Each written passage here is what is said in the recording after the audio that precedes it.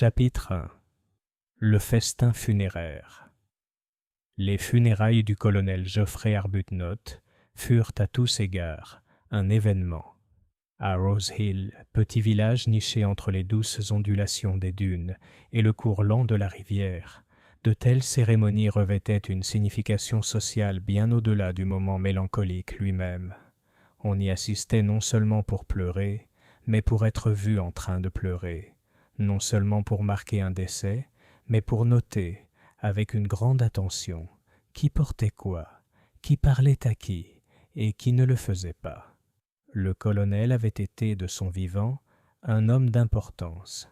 Retraité de l'armée indienne, il avait acheté le manoir de Rose Hill quelque 25 ans auparavant, installé sa sœur veuve, mademoiselle Honoria Arbuthnot, comme maîtresse de maison, et vécu par la suite une vie à la fois respectée et vaguement crainte.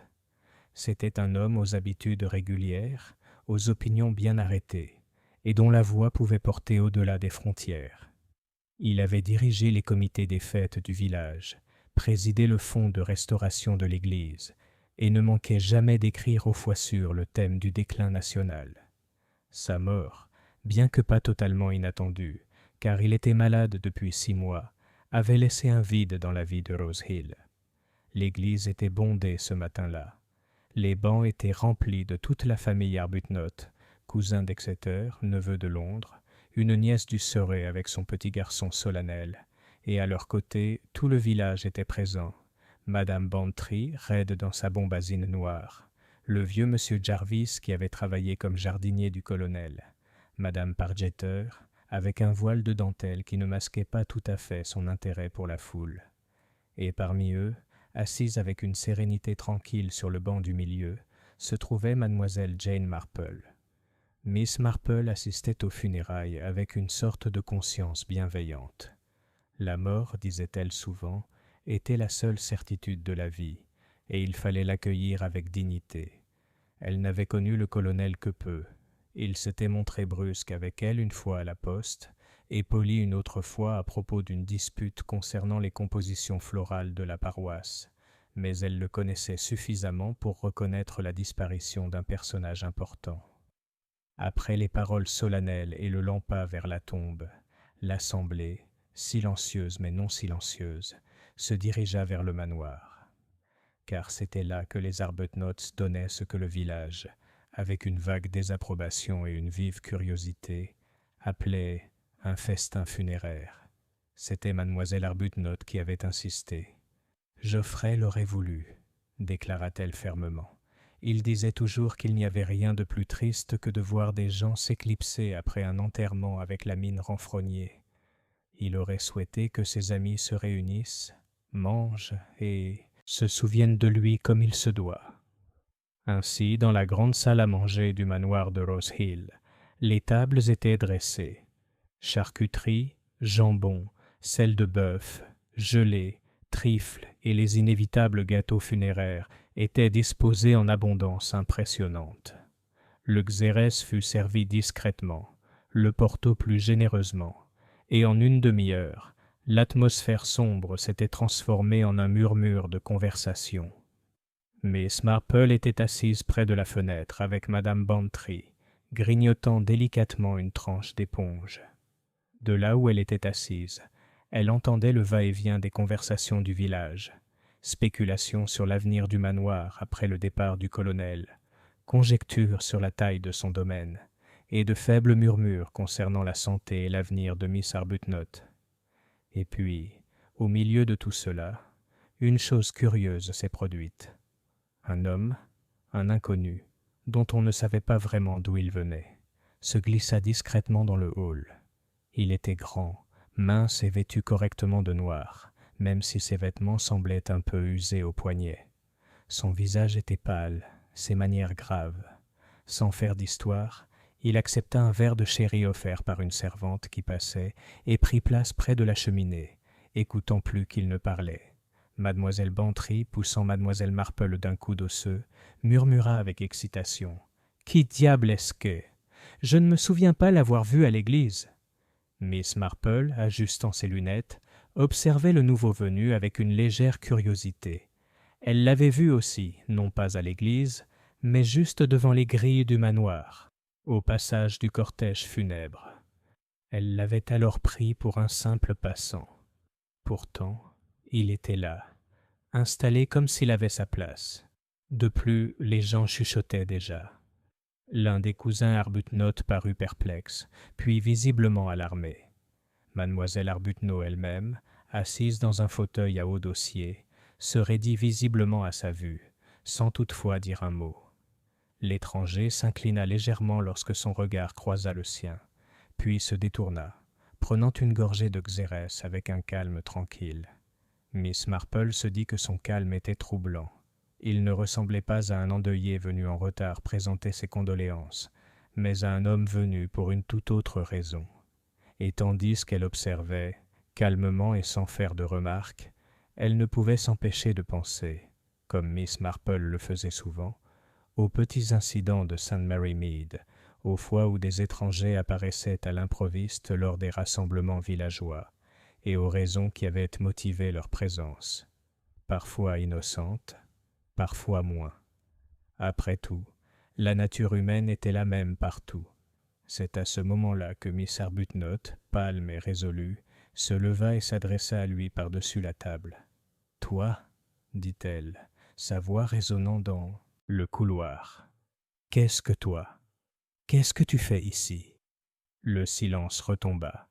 Les fourchettes claquèrent, les conversations s'éteignirent, et tous les regards se tournèrent vers l'homme grand et pâle près de la cheminée. Et l'étranger, souriant faiblement, répondit d'une voix basse qui portait néanmoins dans tous les coins de la pièce. « Je suis venu, dit-il, parce que le colonel m'a fait venir. » Chapitre 2. L'homme au coin du feu. On dirait plus tard, à voix basse chez l'épicier, avec de nombreux hochements de tête et le bruissement des sacs en papier, que le silence qui régnait dans la salle à manger du manoir de Rose Hill était celui qu'on entend juste avant un coup de tonnerre. L'air semblait chargé d'une sorte d'électricité. L'étranger se tenait parfaitement immobile, ses mains pâles à ses côtés, et mademoiselle Honoria Arbuthnot, figée dans son fauteuil à haut dossier, le fixait d'un regard que n'importe quel jeune valet de pied aurait fui. « Vous êtes venu, » répéta-t-elle après un moment, et son ton était teinté d'incrédulité. « Parce que Geoffrey vous a fait venir ?»« Oui, » dit l'homme.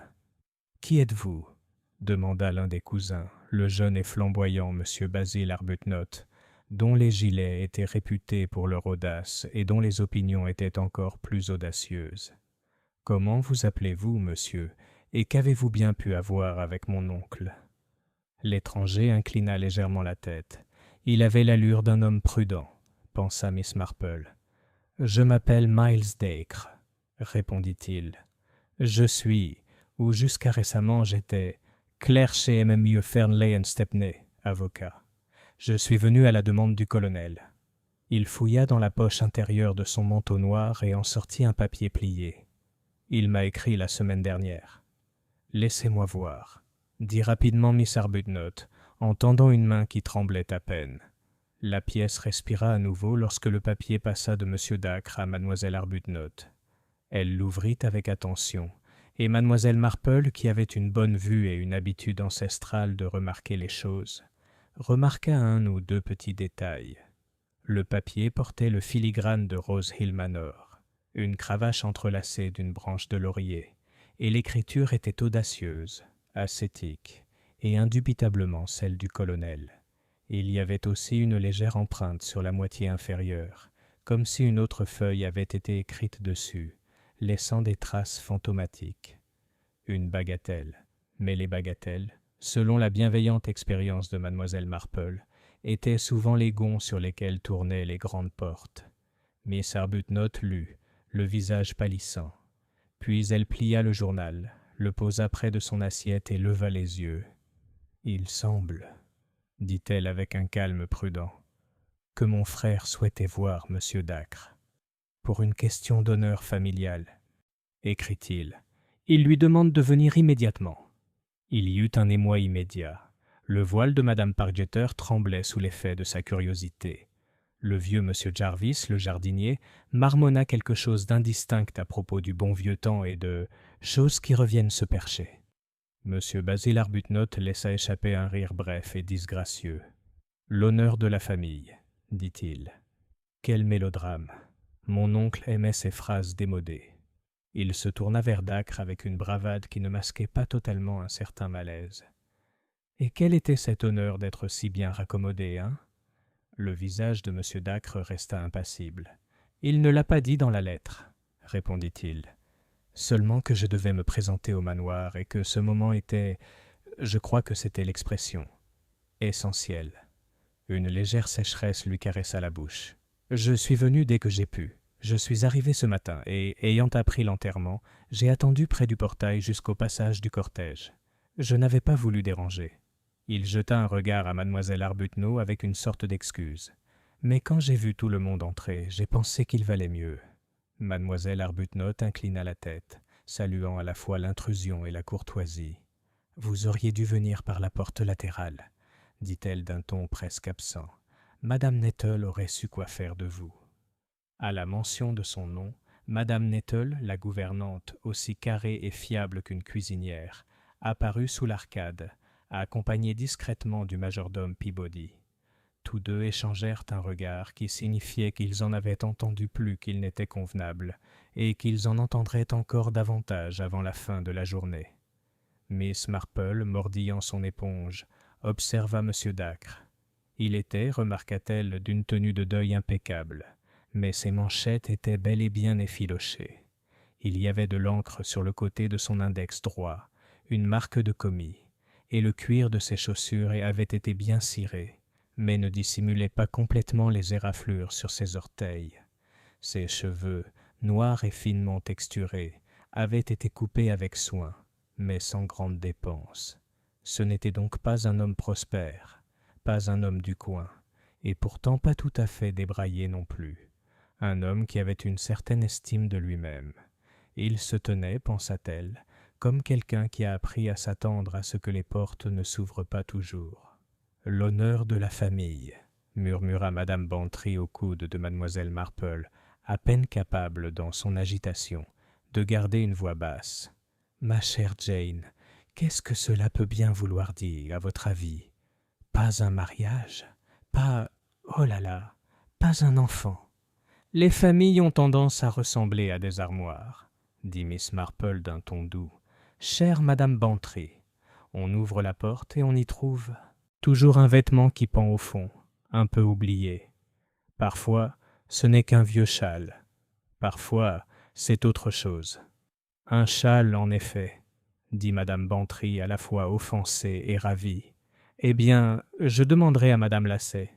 Elle sait toujours. Mais l'incident, si l'on peut le qualifier ainsi, ne se limita pas à une simple vague de curiosité villageoise. Il fut plus profond.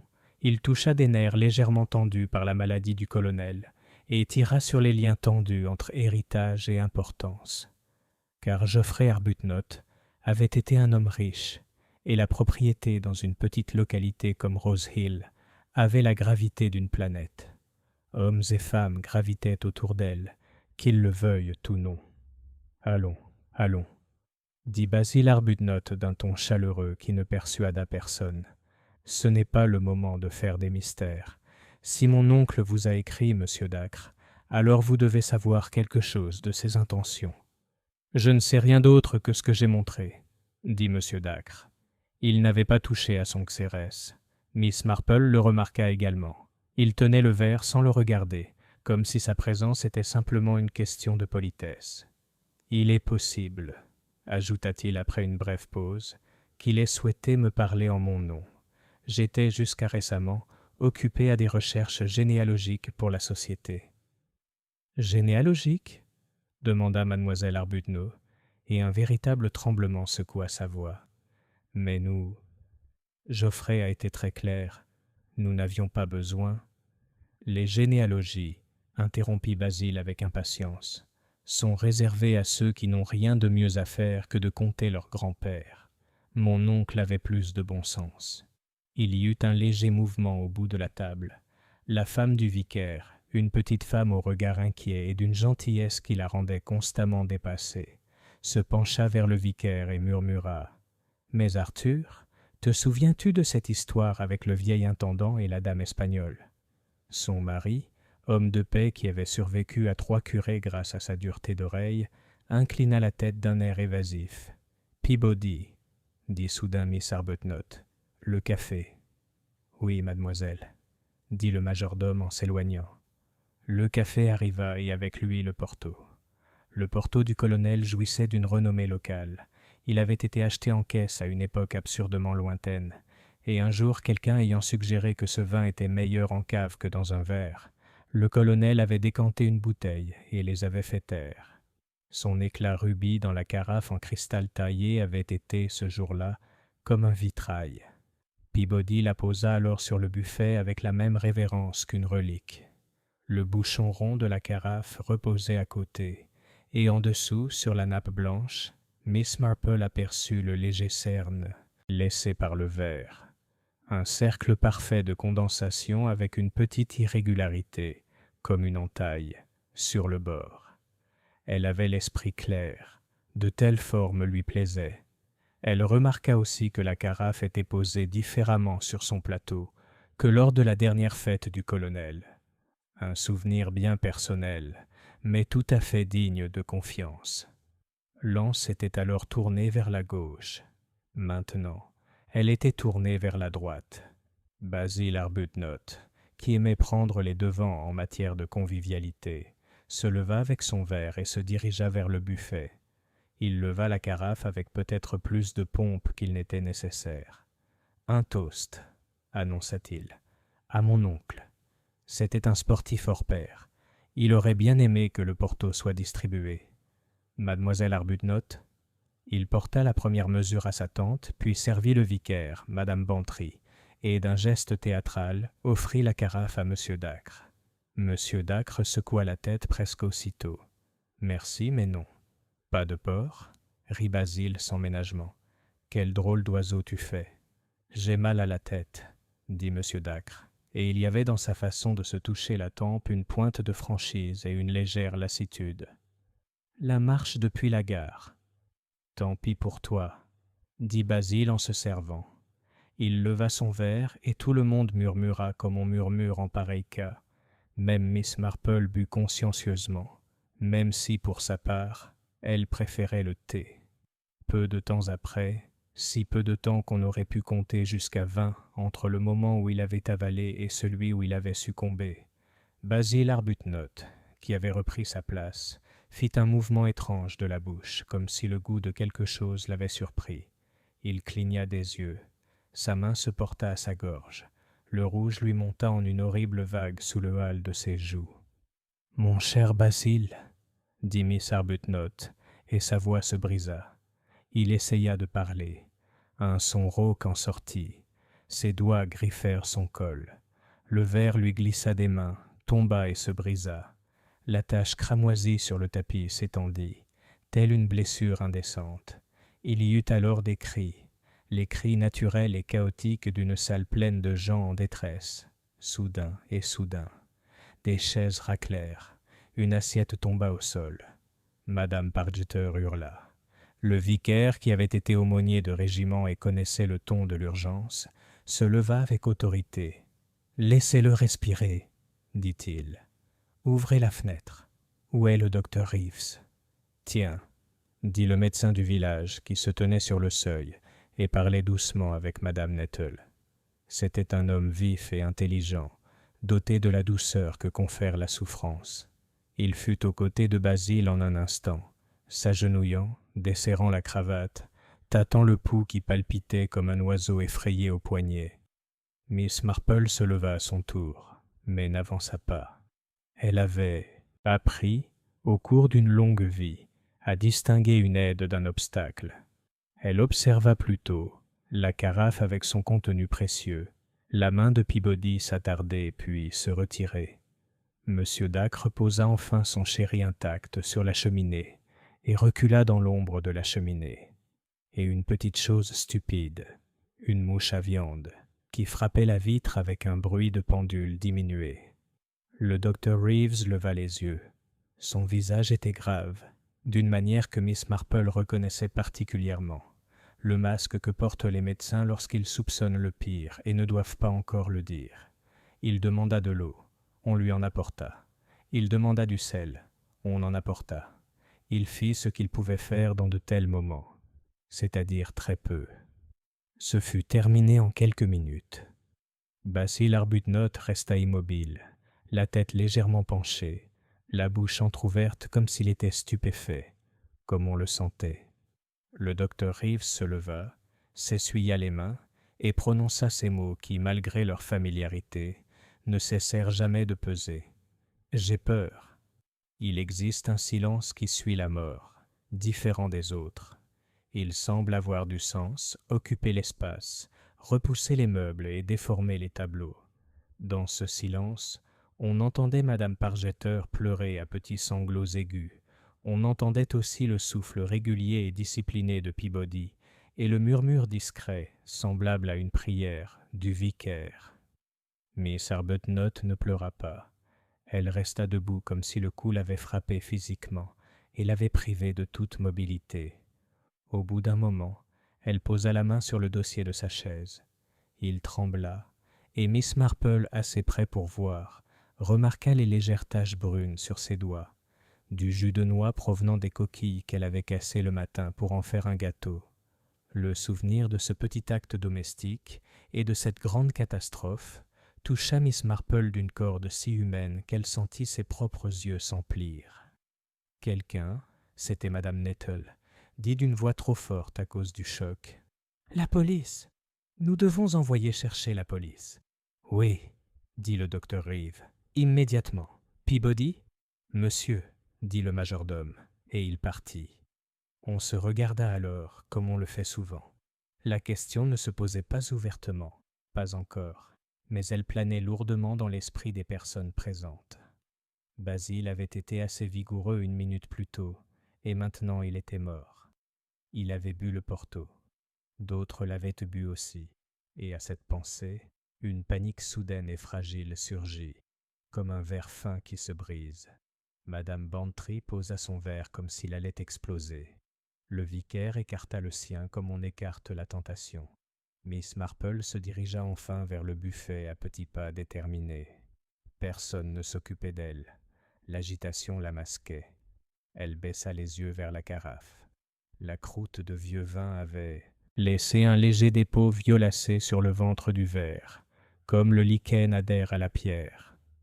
Pourtant, dans la petite flaque qui s'était formée sous le bord, il n'y avait ni cristaux, ni grains de tartre comme le vieux Porto laisse parfois des traces lorsqu'il est mal manipulé. L'anneau de condensation s'était déplacé. L'entaille qu'elle avait remarquée se trouvait maintenant du côté opposé.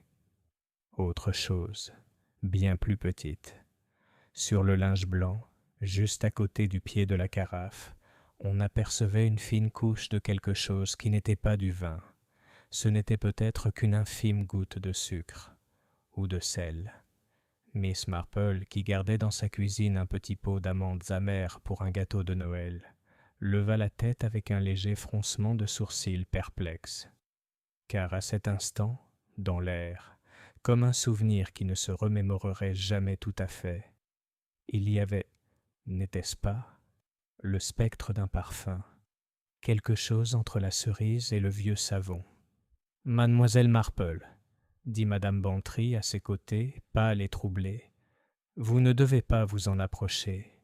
Supposons, supposons. »« Ma chère, » dit Miss Marple très doucement, « je n'ai pas la moindre intention de goûter quoi que ce soit. » Elle regarda M. Dacre de l'autre côté de la pièce. Il n'avait pas tenté de s'éclipser. Il n'avait même pas bougé, au-delà d'un pas dans l'ombre. Son visage, au repos, avait pris une expression que Miss Marple détestait. Non pas de culpabilité, non, mais de vigilance. Les hommes qui savent qu'ils peuvent être accusés apprennent, pensa-t-elle, à retenir leur souffle. La police arriva avec une célérité remarquable. Un agent du village et 20 minutes plus tard, une voiture de la division avec à son bord l'inspecteur Craddock en personne, grand et mince, la voix sèche et les manières posées. Il avait déjà rencontré Miss Marple et l'avait traitée par la suite avec une courtoisie qui suggérait qu'il avait retenu une leçon utile et qu'il n'avait pas l'intention de l'oublier. « Trop horrible, mademoiselle Arbuthnot, » dit-il après les premières formalités et les questions posées avec mesure. « Nous allons recueillir les déclarations de toutes les personnes présentes. » Son regard se porta sur le buffet, la carafe, puis et presque distraitement sur M. Dacre. « Vous êtes… » « Miles Dacre, » dit l'homme. Il donna son nom avec la simplicité de quelqu'un qui sait qu'il est inutile de compliquer les choses. « Je suis venu à la demande du regretté colonel. »« Vraiment ?» dit l'inspecteur Craddock très doucement. Il fit placer un agent de police près du buffet et en envoya un autre téléphoner au médecin légiste du ministère de l'Intérieur. Il demanda à ce que personne ne sorte. Il posa ses petites questions ennuyeuses, comme des punaises plantées sur une carte. Où étiez-vous? Qui vous a tendu le verre? Avez-vous remarqué quelque chose d'inhabituel? Il se montra patient avec Madame Pargeter et bref avec le cousin londonien de Basil, qui fanfaronna. Il se montra respectueux envers mademoiselle Arbuthnot, déférent envers le vicaire, professionnel avec le docteur Reeves. Il arriva enfin à Miss Marple, assise là où elle s'était assise auparavant, sereine. « Et vous, Miss Marple, dit-il, vous avez vu ce que vous voyez habituellement. »« Oh, inspecteur, dit Miss Marple avec son ton dépréciatif habituel. Je crains de n'avoir pas vu grand-chose. Il y avait une telle confusion. Que des détails. La carafe me semblait avoir été posée différemment de ce dont je me souvenais l'été dernier, ce qui n'est rien du tout. Et M. Dacre n'a pas bu son sherry. Je trouve toujours cela dommage quand le sherry est bon. » Elle marqua une pause comme pour rassembler une pensée qu'elle aurait pu abandonner autrement. Et il y avait, je crois, une odeur, très faible, de cerise ou de savon. Mais ce n'était peut-être que celle des fleurs. Les fleurs? Craddock jeta un coup d'œil vers la cheminée, où se trouvait un grand bol de giroflées blanches, dont la lourde douceur emplissait la pièce. « Oui, dit-il, c'était peut-être les fleurs. » Il attendit. « Et Monsieur Dacre ?» Miss Marple croisa les mains. « Monsieur Dacre, dit-elle, a mal à la tête. » La bouche de Craddock vacilla. « Je comprends. » Lorsque l'inspecteur en eut terminé avec elle, Miss Marple s'autorisa un dernier coup d'œil à la cheminée. Monsieur Dacre, le sentant, leva les yeux vers elle. Quelque chose se passa alors entre eux. Pas de la peur à proprement parler, mais un constat mutuel. La pièce calme et civilisée où ils se trouvaient avait changé. Ses proportions étaient-elles les mêmes? Les couverts étaient restés à leur place. Les rideaux remuaient faiblement sous la brise de l'après-midi. Et pourtant, sous la surface impeccable, il y avait un glissement, comme lorsqu'un chemin apparemment stable s'affaissait sous les pas. « Mademoiselle Marple, » dit soudain mademoiselle Arbuthnot, s'avançant vers elle avec une rapidité qui ne convenait guère à son âge. « Vous devez monter. Vous devez prendre votre thé. Madame Nettle vous l'apportera au petit salon. » Elle le dit avec une certaine urgence, comme si le thé était un remède contre la mortalité. C'était, pensa mademoiselle Marple, plutôt touchant. « Merci, ma chère, dit-elle. Ce serait très confortable. » Tandis qu'elle suivait Miss Arbuthnot hors de la pièce, Miss Marple laissa son regard se poser une fois de plus, très brièvement, sur le buffet. La carafe brillait. Le bouchon reposait comme un œil de cristal. Sur le linge, une fine couche de quelque chose qui n'était pas du vin avait disparu, emportée peut-être par une main bien intentionnée, ou absorbée imperceptiblement par le tissage. Elle ne soupira pas. Elle avait appris que le monde effaçait souvent les petites traces de preuves aussi soigneusement qu'une femme de ménage avec une brosse. À la porte, elle s'arrêta et se retourna. Monsieur Dacre n'avait pas bougé. Il se tenait là, une tache sombre sur le marbre pâle de la cheminée, et dans son expression on lisait cette même vigilance, ce souffle coupé. Miss Marple savait que d'autres l'avaient vu aussi. Déjà, dans les esprits habitués aux solutions simples, un schéma se dessinait. Un étranger à un festin funéraire, une lettre inconnue, un refus de Porto, un décès. Comme il serait facile de coudre ces morceaux pour en faire un vêtement appelé culpabilité. Mais les vêtements, pensait Miss Marple, étaient si souvent modifiés. On les abaissait, on les rentrait, on les retournait. Et parfois, les manches appartenaient à un costume et les boutons à un autre. Elle monta l'escalier à la suite de mademoiselle Arbuthnot, le murmure des voix s'éloignant derrière elle, et pensa très calmement que le petit monde de Rose Hill était en mouvement. Il y aurait des ragots et des peurs, de vieilles histoires seraient racontées et de nouvelles inventées. Il y aurait des vérités, peut-être, qui auraient patiemment attendu leur heure. Et quelque part, parmi les miettes et les auréoles sur le linge, et la plus légère odeur de cerise, ou était-ce celle du savon? Il y aurait, en étant très prudent, un fil infime. Il suffirait de le ramasser et de le suivre. Chapitre 3. Les ragots du village. Le lendemain matin, tout Rose Hill était en émoi. La nouvelle de la mort subite de Basil Arbuthnot s'était répandue le long des haies et dans les cuisines avec la rapidité d'un orage d'été. Ce qui avait commencé par des murmures choqués dans le hall lambrissé du manoir de Rose Hill s'était transformé en une vague de conjectures qui avait déferlé sur chaque boutique, chaque salon et chaque porte de jardin du village. Madame Larkin, qui tenait le bureau de poste, déclara n'avoir jamais rien vu de tel de toute sa vie. « Un homme tombe raide mort lors d'un festin funéraire, » dit-elle, racontant l'histoire à un client, essoufflé. « Et après avoir bu du Porto, remarquez, il y a quelque chose là-dedans, croyez-moi. Le Porto ne terrasse pas un homme comme ça. Non, non, il y a plus que ça. » Chez le boulanger, le voile de Madame Pargeter tremblait sous l'effet de son indignation tandis qu'elle décrivait la scène, avec une certaine précision, à qui voulait l'entendre.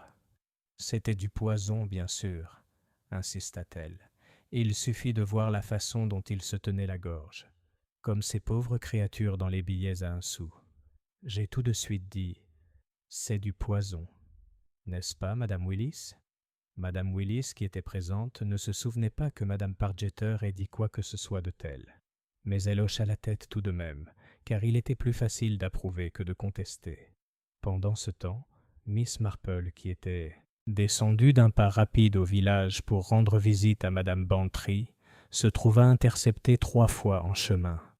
D'abord par la jeune Elsie Green, la servante du manoir, qui fit une révérence et dit, les yeux écarquillés, « Oh, mademoiselle, on dit que M. Basil a été assassiné. » Puis par M. Jarvis, le jardinier, qui secoua la tête d'un air sombre et marmonna que « les secrets de famille ne restent jamais enfouis. » Et enfin par Madame Lumley, qui serrait son panier comme s'il contenait les joyaux de la couronne, et demanda dans un murmure « Croyez-vous que c'était cet inconnu ?» Ce M. Dacre, personne ne le connaissait, et n'avait-il pas l'air coupable, planté là comme un corbeau?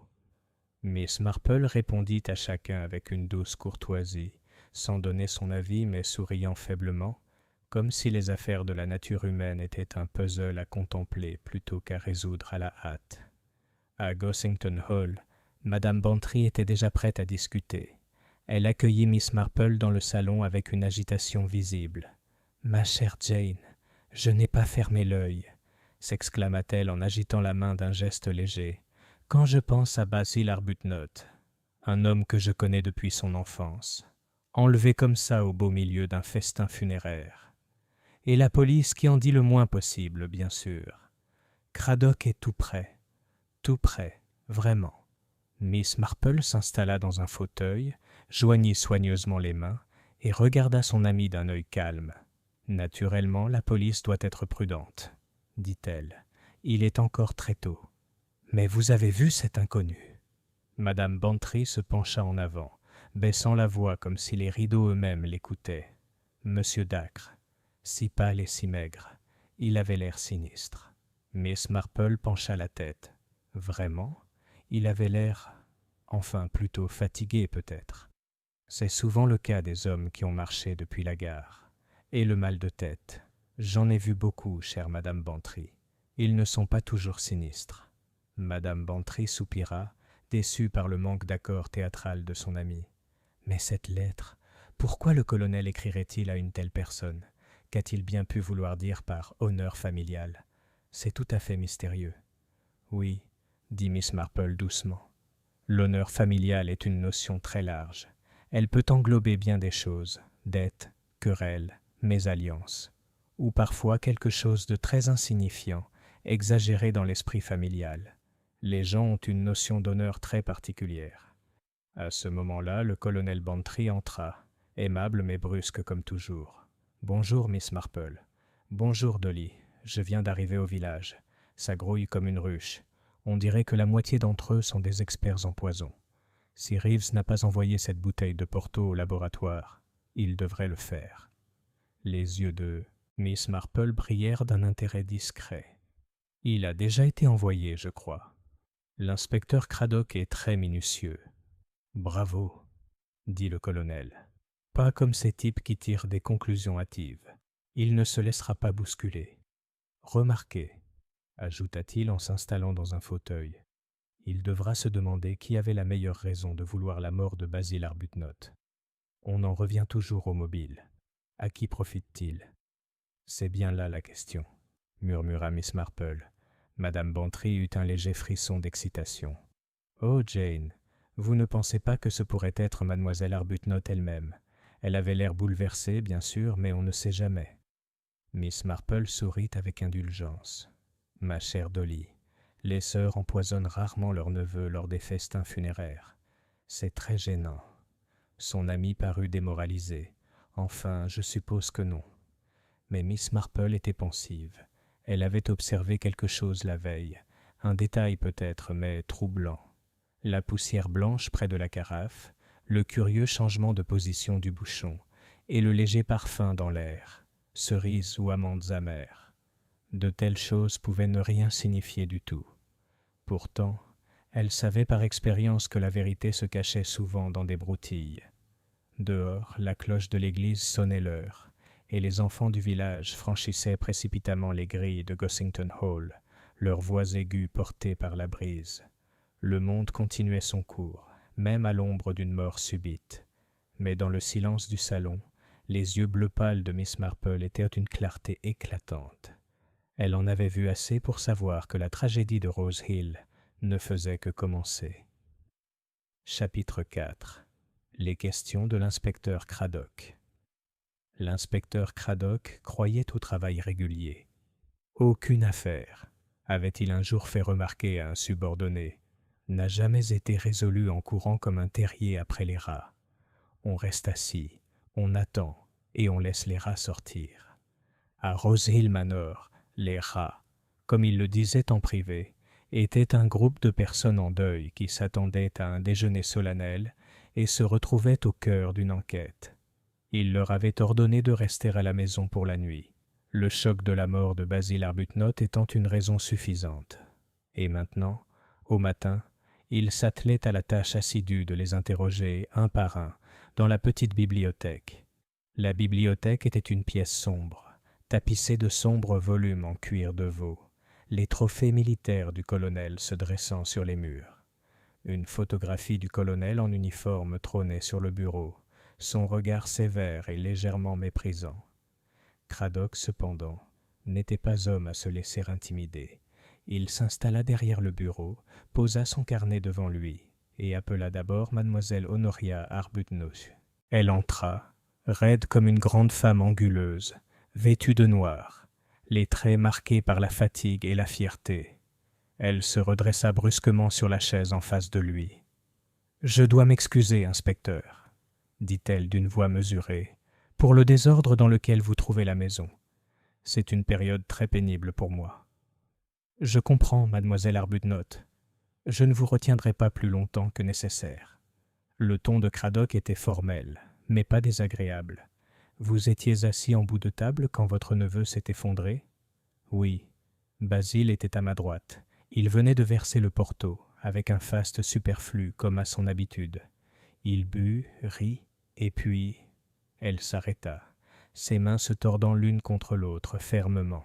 « Vous n'avez rien remarqué d'inhabituel dans le port lui-même? Un dépôt, un goût? » ?»« Non. » Ses lèvres se pincèrent. « J'en ai bu un petit verre. C'était parfaitement sain. » Et la carafe? Il est resté au même endroit pendant tant d'années. Geoffrey, mon frère, était très exigeant avec son porto. Cradock prit note. « Vous avez reçu M. Miles Dacre hier à l'improviste » Son regard se durcit. « Je ne l'ai pas reçu. Il est entré dans le hall sans y être invité. Mon frère lui a écrit, semble-t-il, mais je n'arrive pas à comprendre pourquoi. Je ne sais rien de lui. Pourtant, vous avez reconnu la lettre » Je pouvais difficilement nier l'écriture. C'était celle de Geoffrey. Cradock hocha la tête. Il la congédia gentiment, mais ces derniers mots restèrent gravés dans sa mémoire. Je ne peux pas imaginer pourquoi. Puis vint le docteur Reeves, vif et soigné, son attitude mêlant lassitude et détachement professionnel. « Poison, inspecteur, » dit-il sans attendre les questions. Les symptômes étaient clairs. Constriction de la gorge, rougeur, malaise. Mais je ne pouvais en certifier la cause sans analyse. Vous soupçonnez du cyanure? Oui. Il y avait une légère odeur, d'amande. Très faible, mais je pensais l'avoir détectée. Si c'est le cas, le laboratoire le confirmera. Mais comment elle est arrivée dans le verre de Basil Arbuthnot? C'est votre affaire. Et vous n'avez rien vu qui indique une falsification? Le médecin secoua la tête. Rien. Mais il a dû être introduit dans ce verre. D'autres ont bu du porto et personne n'a été affecté. Cradock tapota son crayon.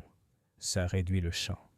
Madame Pargeter suivit, son voile flottant, son récit plus dramatique qu'exact. Elle était persuadée que l'inconnu avait glissé quelque chose dans la carafe à l'abri des regards. « J'ai tout de suite dit, » déclara-t-elle, « que c'était du poison. Mon défunt mari disait toujours que j'avais un instinct pour ce genre de choses. » Cradock écouta poliment, même si intérieurement il marquait son témoignage d'une prudence silencieuse. Passionné de broderie. Les plus jeunes cousins Arbuthnot n'accordèrent que peu d'importance à ce qui leur était confié. Indignation, protestation d'ignorance, une bonne dose d'arrogance. La femme du vicaire fondit en larmes et parla vaguement de vieilles histoires familiales. Le vicaire, lui, s'en tenait aux faits, sans plus. Puis, enfin, arriva Miles Dacre. Il entra avec un calme serein, malgré la pâleur marquée de son visage. Il s'inclina légèrement et s'assit. « Monsieur Dacre, » dit Cradock d'un ton neutre, « vous êtes un étranger ici. Je dois donc vous demander directement. Quel était votre lien avec le défunt colonel? » « J'étais commis chez M. Fernley & Stepney. Il y a 2 semaines, j'ai reçu cette lettre. » Il sortit à nouveau la feuille pliée. « Elle me convoquait ici pour une affaire, comme vous le voyez, qui touche à l'honneur de la famille. » Cradock étudia le papier. « Vous n'avez jamais rencontré le colonel? »« Non. »« Vous n'avez aucun lien avec la famille Arbuthnot? »« Aucun. »« Et tu as refusé le port hier? »« J'avais mal à la tête. J'en souffre souvent. Je ne supportais pas l'idée. » Cradock le regarda d'un air long et sec. C'était une chance, non? Le visage de Dacre ne changea pas, mais ses doigts se crispèrent légèrement sur son genou. « Inspecteur, je vous assure que je n'ai rien à voir avec la mort de M. Basil Arbuthnot. Je suis venu ici en toute bonne foi. » Cradock le congédia, mais il le regarda partir, les yeux plissés. C'était trop simple, trop évident. Et la simplicité, d'après son expérience, était rarement la vérité. Lorsque la pièce fut vide, Cradock se cala dans son fauteuil. Il tourna une page de son carnet, parcourant les impressions griffonnées.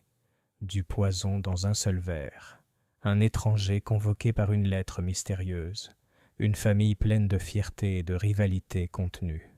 Et quelque part, au milieu de tout cela, un mobile à découvrir. Il ferma le livre. Par la fenêtre, il aperçut Miss Marple dans le jardin, parlant doucement à Madame Nettle, la gouvernante. Les lèvres de Cradock tressaillirent légèrement. Il avait appris que là où Miss Marple choisissait de regarder, il était sage d'être attentive, car elle remarquait ce que les autres ignoraient. Et déjà, même si elle ne le dirait jamais à voix haute, Miss Marple avait aperçu une petite fissure dans la façade polie du manoir Rose Hill. Chapitre 5. Le thé avec la gouvernante Miss Marple était une fervente adepte du thé. Non seulement il calmait les nerfs et calmait l'esprit, Mais il avait aussi, d'après son expérience, la vertu de délier les langues. Une tasse de thé dans une cuisine tranquille pouvait révéler plus de vérité que des heures d'interrogatoire formel. Ainsi, lorsque Madame Nettle, la gouvernante de Rose Hill Manor, la pressa de venir s'asseoir comme il se doit dans la chaleur des quartiers des domestiques, Miss Marple accepta immédiatement. La cuisine du manoir était une longue pièce dallée, fraîche même en été, avec des casseroles en cuivre brillantes et un léger arôme de pain cuit flottant dans l'air. Madame Nettle versa 2 tasses, fortes et sombres, et posa une assiette de gâteau aux graines. « Vous me pardonnerez, mademoiselle, dit-elle en s'asseyant lourdement, mais je n'ai pas eu un instant de répit depuis hier. C'était choquant, monsieur Basil tombant comme ça, vraiment choquant. » Miss Marple remuait doucement son thé. « Oui, très affligeant. Vous étiez dans le hall à ce moment-là, je crois. » Madame Nettle hocha la tête. « Je me tenais près de la porte, comme c'est mon devoir. Je l'ai vu boire et rire aussi. Puis il est tombé. Je n'ai jamais aimé monsieur Basil, à vrai dire. Il est trop bavard.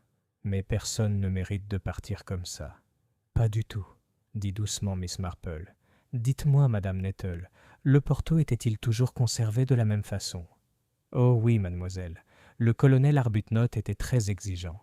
Il gardait les bouteilles sous clé à la cave et la carafe sur le buffet. Peabody, le majordome, en avait la garde. Personne d'autre que lui n'y touchait. Je pense que Peabody est une personne fiable. On ne peut pas trouver plus stable, impossible de trouver plus droit. Si quelque chose est entré dans ce port, mademoiselle, ce n'est pas de sa faute. » Miss Marple hocha la tête, classant cela. Elle cassa un petit morceau de gâteau, puis demanda avec une douceur qui semblait presque distraite. « Et que pensait la maisonnée de monsieur Basil? Il était, je crois, un visiteur fréquent. » Madame Nettle pinça les lèvres. Trop souvent, toujours à l'affût de ce qu'il obtiendrait au décès du colonel. Il avait une façon de parcourir les pièces, regardant les choses comme si elles étaient déjà à lui. Mademoiselle Arbuthnot détestait ça, même si elle ne le disait jamais à voix haute. Et les cousins ne l'aimaient pas non plus. Il avait la langue bien pendue, mademoiselle, et aimait agacer les gens. Il avait aussi des dettes. Je l'ai entendu se disputer avec le colonel à propos d'argent. Des dettes ? Des dettes de cartes, disait-il, et des chevaux. Toujours à parier, il n'était pas stable. Le regard de Miss Marple était d'une grande douceur, mais elle voyait, comme souvent, plus que ce qui était dit. Elle vit la ligne de désapprobation sur les lèvres de Madame Nettle, le léger regard nerveux vers la porte de l'office, comme si même ici, dans le sanctuaire des quartiers des domestiques, il fallait se méfier des oreilles indiscrètes. « Et ce monsieur Dacre ?» demanda-t-elle après une pause. « Comment vous a-t-il frappé ?» La gouvernante eut un petit rire. « Un étranger au mauvais endroit, mademoiselle. Il avait l'air mal à l'aise, mais pas coupable, à mes yeux.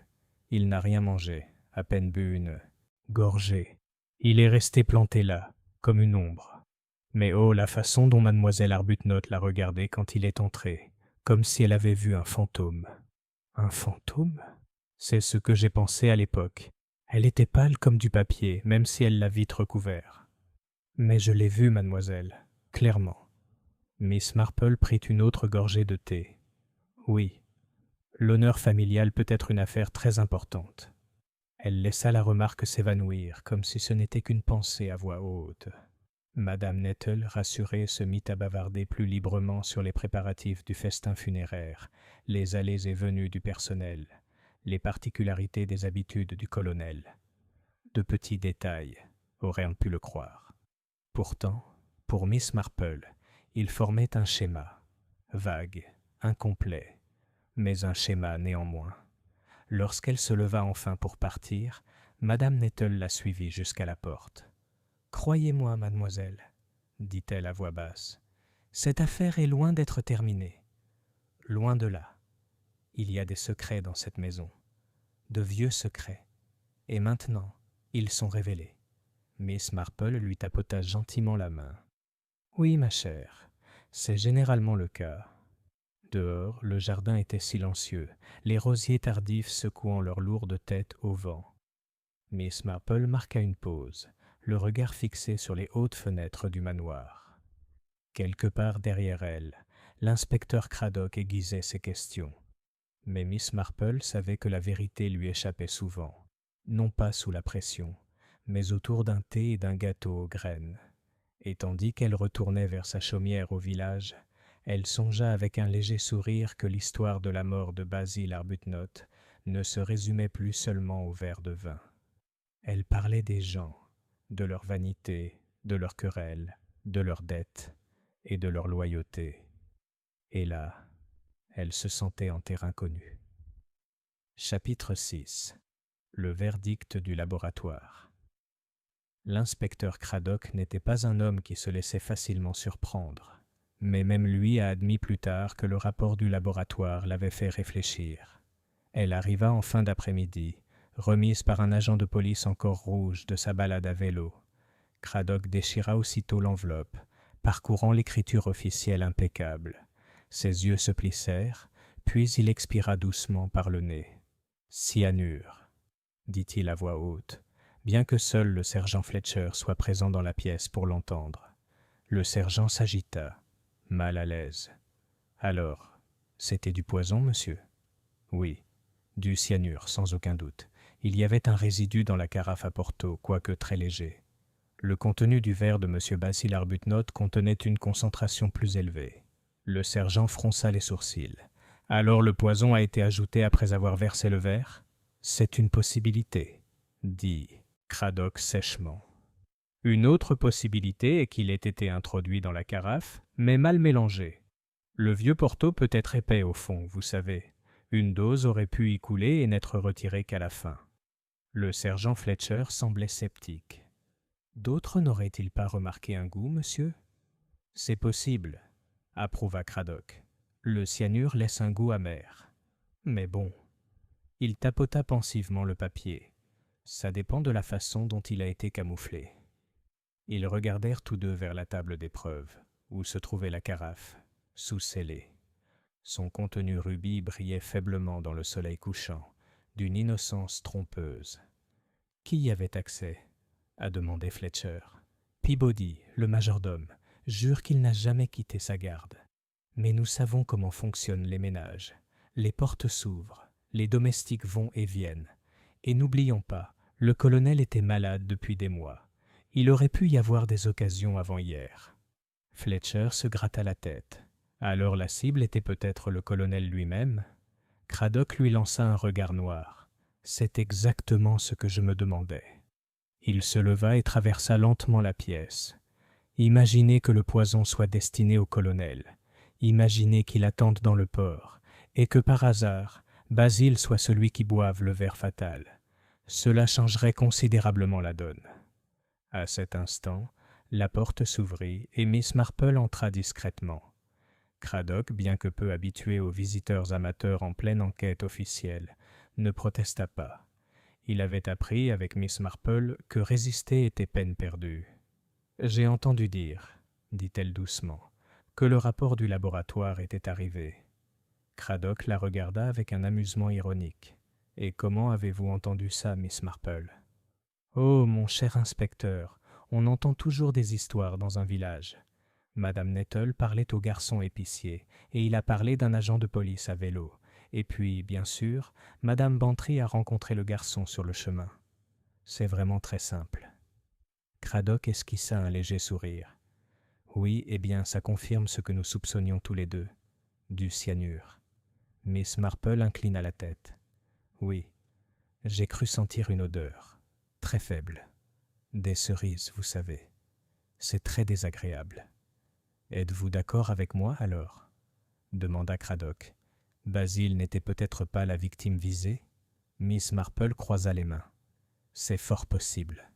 Le poison, voyez-vous, est l'arme des lâches, ou du moins celle des personnes prudentes. On s'en sert quand on est sûr de son terrain. Basil Arbuthnot, je crois, inspirait plus d'aversion que de haine. C'était une nuisance, pas un danger. Mais le colonel... » Elle marqua une pause délicate. Le colonel avait des ennemis. On le voyait à la façon dont on parlait de lui, avec un mélange de respect et de ressentiment. Craddock l'observa avec perspicacité. « Vous avez peut-être raison, Mais si le colonel était la cible, pourquoi a-t-il écrit cette curieuse lettre à Miles Dacre? L'honneur de la famille, assurément. Savez-vous ce que cela signifie, Miss Marple? Elle lui adressa un léger sourire. L'honneur familial, inspecteur, peut signifier presque tout. Il peut couvrir une dette, un enfant gênant, ou simplement le linge qu'on préfère garder à la maison. Les familles sont très étranges à ce point-là. Cradock renifla. À vous entendre, on dirait que la moitié de la paroisse pourrait être éligible. Tout à fait, dit Miss Marple sereinement. Il la regarda un instant, puis se tourna vers la carafe scellée. Eh bien, une chose est sûre. Que Basil ait été la victime visée ou non, quelqu'un dans cette maison en sait plus que ce qu'ils nous ont dit, et j'ai bien l'intention de découvrir qui. Miss Marple se leva et lissa son châle. Oui, et si je puis me permettre, inspecteur, c'est souvent la plus petite remarque, le plus infime oubli, qui révèle la vérité. On ne peut pas s'en empêcher, on laisse des traces. Elle le quitta alors et sortit lentement dans le couloir sombre. Cradock la regarda partir avec un mélange d'irritation et d'admiration réticente. « Elle le verra avant moi, » murmura-t-il. « Elle le voit toujours. » Et dans le silence qui suivit, la lueur rubis du porc empoisonné sembla brûler plus intensément, comme pour se moquer de toutes les tentatives de percer son secret. Chapitre 7.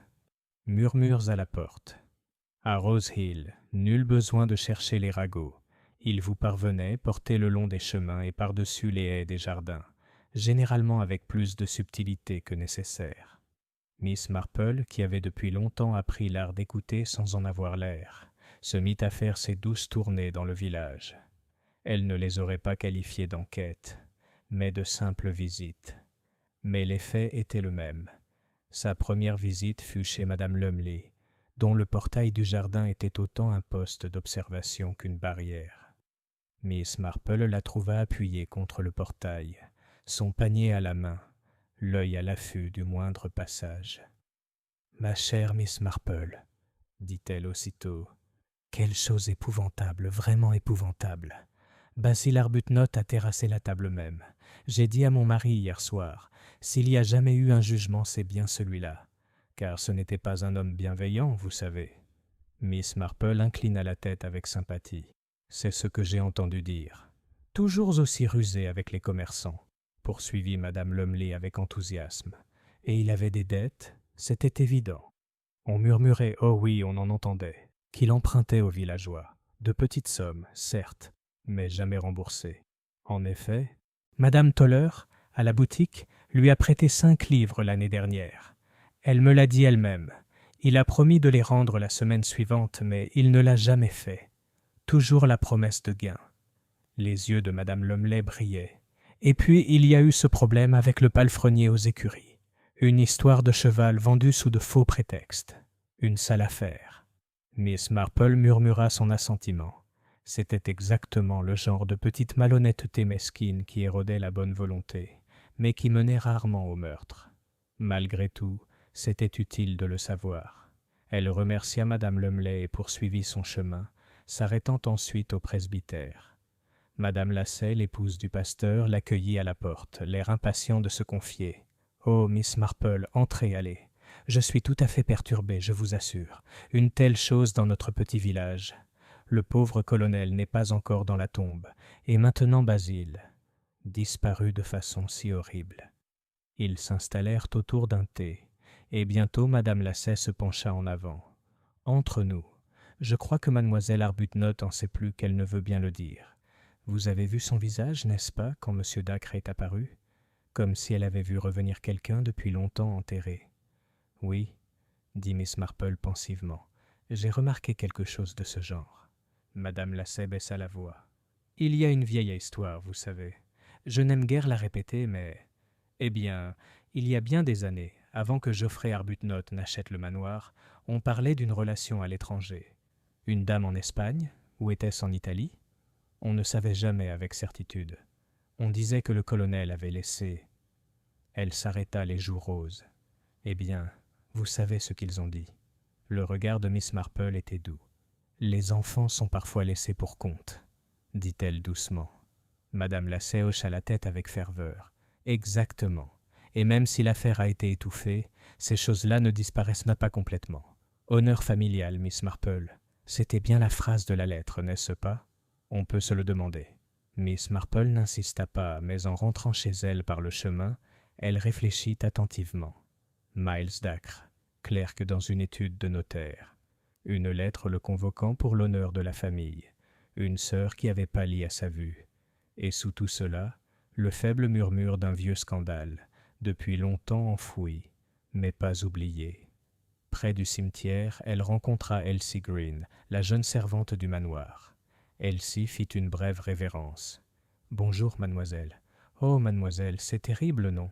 On a tellement peur à la maison. Peabody dit que la police reprendra les dépositions ce soir. » Et madame Nettle dit... Elle s'interrompit brusquement, se mordant la lèvre. « Oui, mon enfant ?» l'encouragea doucement Miss Marple. Elsie hésita, puis laissa échapper. « Eh bien, mademoiselle, madame Nettle dit avoir vu monsieur Basil lui-même s'approcher du buffet avant le dîner. Juste un instant, quand personne ne regardait. Elle a dit que c'était comme s'il cherchait quelque chose. Mais quand elle le lui a demandé, il s'est contenté de rire. Et maintenant ?» La jeune fille frissonna. « Et maintenant, il est mort. » Miss Marple posa doucement la main sur son bras. « Merci, ma chère. C'est très utile. » Tandis qu'Elsie s'éloignait précipitamment, Miss Marple resta un long moment devant le porche, le bruissement des feuilles d'automne au-dessus de sa tête. Un homme qui avait touché à la carafe de Porto, une lettre sur l'honneur familial, une mort soudaine qui ne lui était peut-être pas destinée. Lentement, comme des fils qui se tissent pour former un motif, le tableau se formait. Il n'était pas encore complet, loin de là.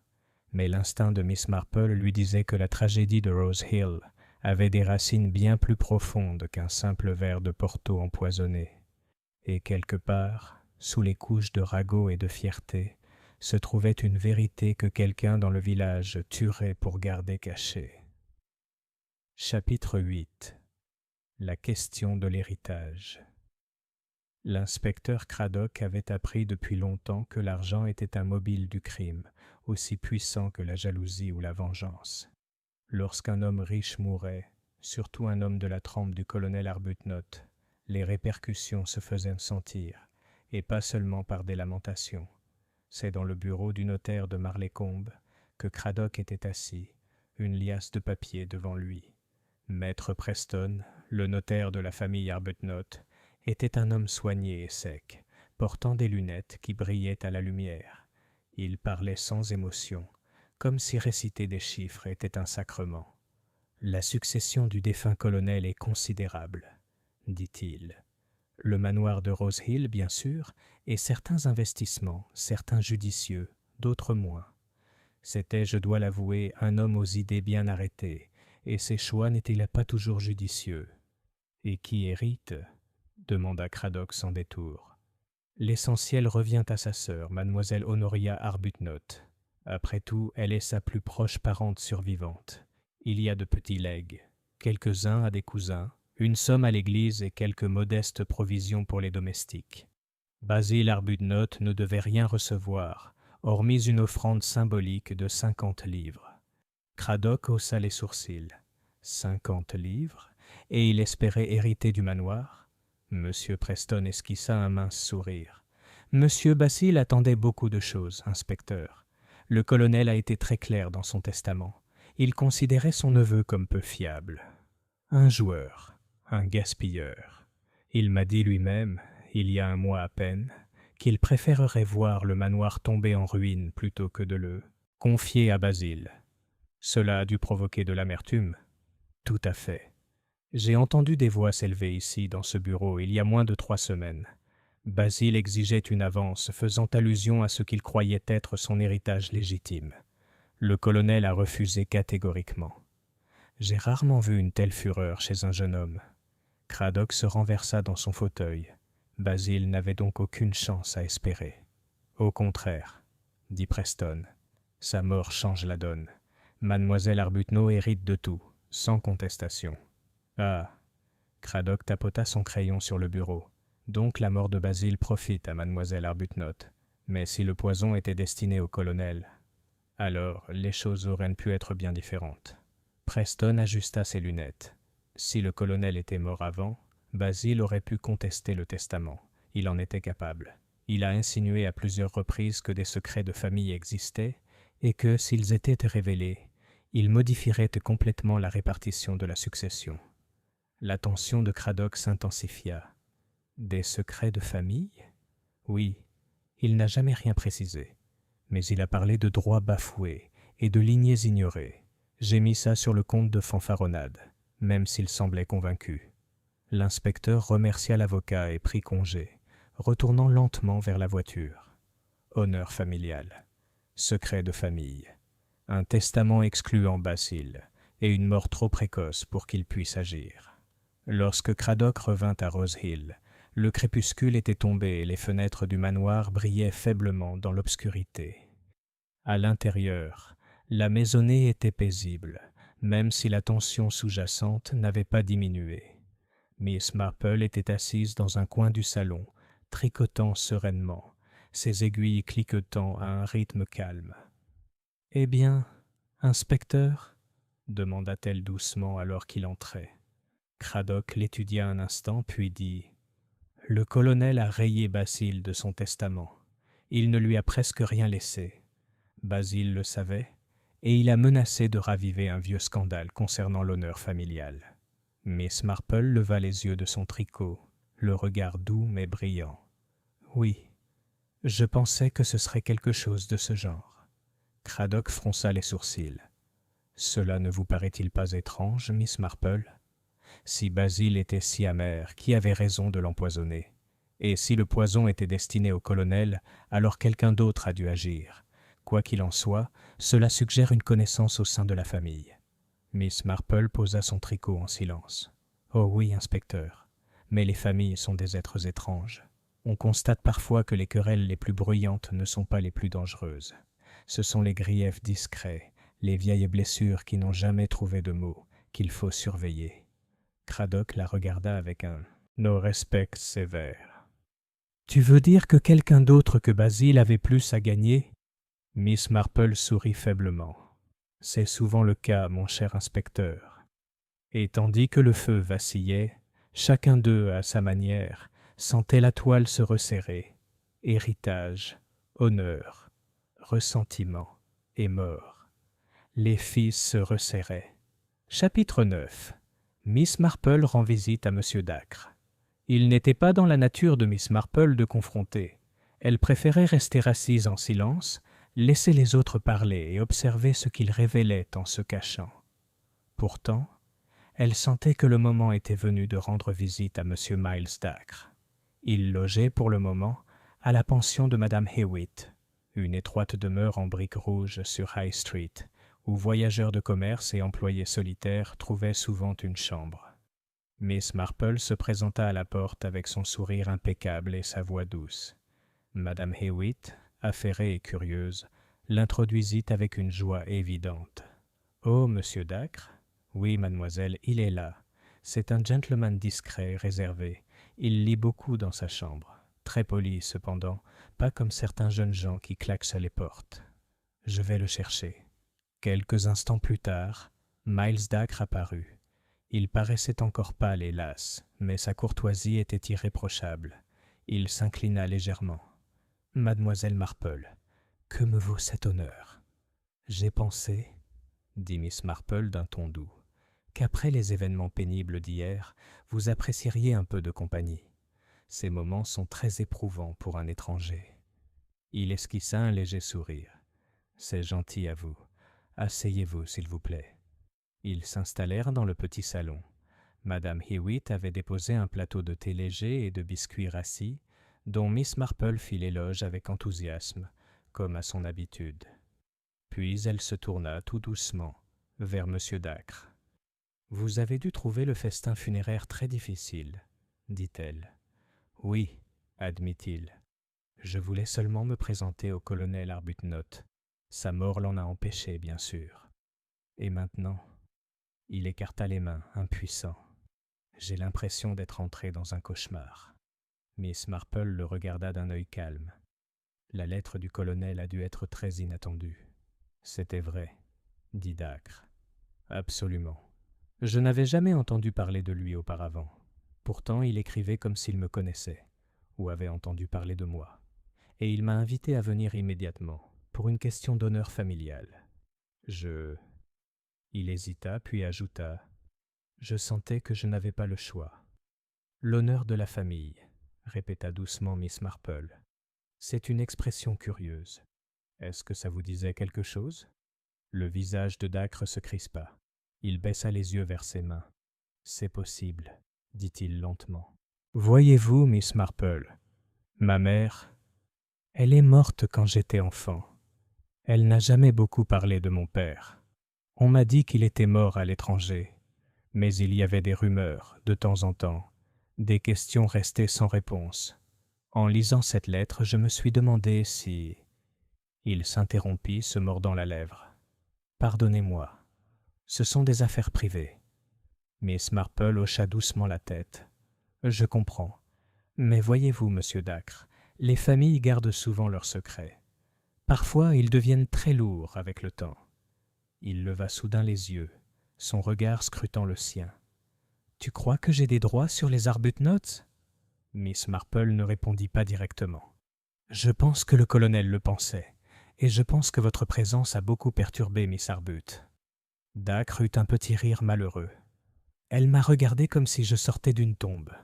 Ça m'a fait froid dans le dos, je l'avoue. Ils restèrent un moment assis en silence, l'horloge tic-tac sur la cheminée. Les aiguilles à tricoter de Miss Marple claquaient doucement. Elle avait apporté son ouvrage, comme souvent, et le rythme léger semblait l'apaiser. Enfin, il reprit la parole. « Je sais ce que les gens doivent penser. Un inconnu, arrivant à un enterrement, puis une mort par empoisonnement. C'est le genre de roman de pacotille. Mais je vous jure, Miss Marple, je n'y suis pour rien. Je souhaite seulement connaître la vérité sur qui je suis. » Miss Marple leva les yeux, son expression bienveillante mais très pénétrante. « Oui, monsieur Dacre. Et parfois la vérité est précisément ce que quelqu'un d'autre souhaite enterrer. » Il n'ajouta rien, mais son regard lui indiqua qu'elle avait touché une corde sensible. Elle se leva peu après, le remerciant poliment et le laissant à ses pensées. En s'engageant dans la rue, le soleil couchant projetant de longues ombres sur les pavés, Miss Marple songea. Si Miles Dacre était bel et bien lié aux Arbuthnot par le sang, alors son existence même pouvait menacer des héritages, des réputations et des secrets soigneusement cachés. Et dans de tels cas, certains agissaient parfois avec imprudence, cruauté, voire meurtre. La question, pensa-t-elle, n'était pas de savoir si M. Dacre avait un mobile, mais si quelqu'un d'autre, craignant ce qu'il représentait, avait agi avant lui. Chapitre 10.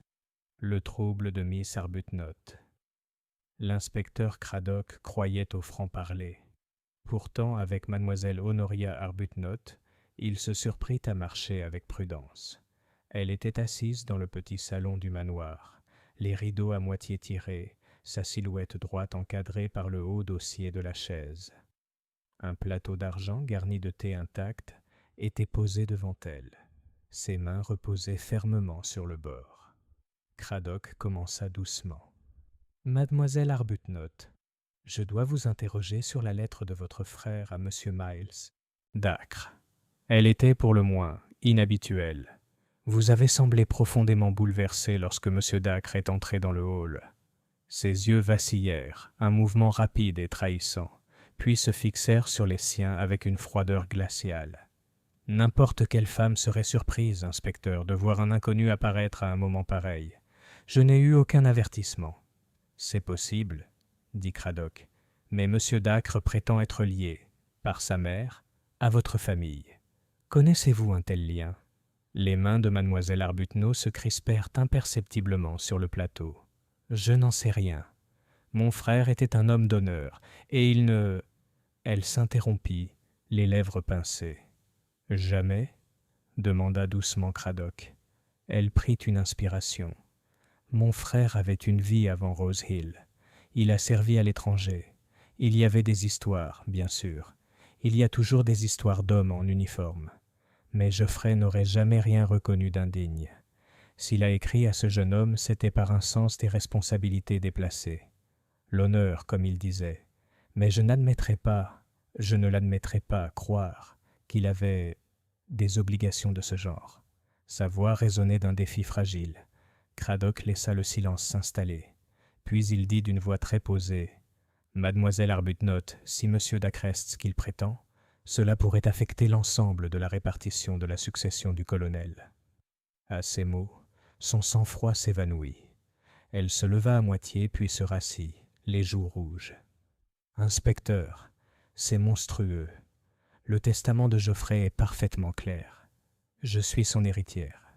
Aucun clerc de notaire ne peut changer cela. » Cradock inclina la tête, mais son ton était posé. « C'est à la justice d'en décider. Mais vous devez comprendre que d'autres ont pu considérer M. Dacre comme une menace. Il apparaît convoqué par le colonel, et soudain, votre neveu Basile était mort. Basile en savait-il plus qu'il n'aurait dû?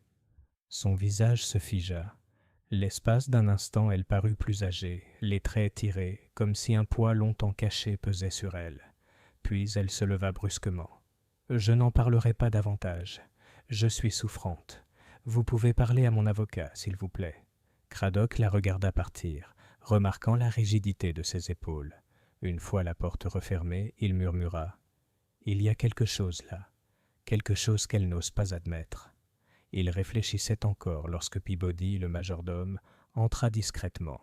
Le visage grave de l'homme exprimait une légère gêne. « Inspecteur, pardonnez-moi, mais mademoiselle Arbuthnot est très perturbée. Je pensais que vous devriez le savoir. Hier soir, elle a brûlé une quantité de vieilles lettres dans la cheminée du salon. Elle a dit à madame Nettle que c'était pour faire le ménage. Mais je suis dans cette maison depuis 30 ans, monsieur, et je ne l'ai jamais vu détruire un seul morceau de papier. » Les yeux de Cradock se plissèrent. « De vieilles lettres, dites-vous. »« Oui, monsieur. » L'inspecteur se leva aussitôt. Il n'avait pas encore de mandat, mais les soupçons pesaient lourdement sur lui. Lettres brûlées, un inconnu avec une créance, un héritage menacé et une mort subite à table. Le scénario se resserrait. Et dehors, invisible pour Cradock, Miss Marple marchait lentement le long de l'allée du jardin, son tricot sous le bras. Ce matin-là, elle avait aperçu le léger panache de fumée s'échapper de la cheminée du salon. Elle avait alors pensé à la façon dont les familles tentaient si souvent de détruire le passé, et à la fréquence à laquelle, d'après son expérience, le passé refusait de rester enfoui. Chapitre 11. Un deuxième choc. Le village de Rose Hill reprenait à peine son souffle après la mort subite de Basil Arbuthnot, lorsqu'un autre incident le perturba encore davantage. Il se produisit tard, par une soirée humide, de celle qui emprisonnait la brume dans les haies et ternissait la lueur des lampes aux fenêtres des chaumières. Au manoir de Rose Hill, l'inspecteur Cradock avait insisté pour que la maisonnée reste sous surveillance. Un agent patrouillait dans l'allée, un autre était posté à la porte de la cuisine. Pourtant, les précautions ne peuvent empêcher ce qui se cache à l'intérieur. Ce fut Peabody, le majordome, qui donna l'alerte. Entrant dans le petit bureau où mademoiselle Arbuthnot passait ses soirées ces derniers temps, il la trouva affalée dans la chaise haute près du bureau, le visage pâle, la main posée sur une tasse de thé renversée. Une légère odeur âcre flottait dans l'air. En quelques minutes, la maison était en émoi. Madame Nettle accourut, Elsie Green hurla, les cousins vociférèrent, et Cradock en personne arriva, le docteur Reeves sur ses talons.